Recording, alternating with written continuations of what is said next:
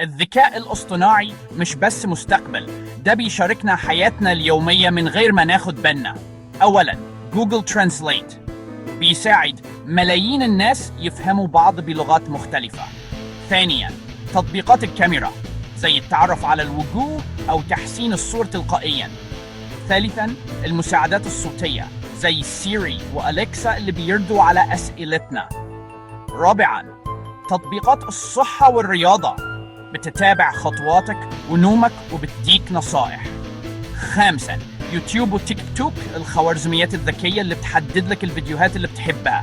دي مجرد أمثلة، لكن الحقيقة إن AI بقى جزء من كل تفصيلة في يومنا. قولوا لنا في التعليقات أكتر تطبيق AI بتستخدمه كل يوم إيه؟ اشترك في القناة عشان تتابع باقي سلسلة الذكاء الاصطناعي.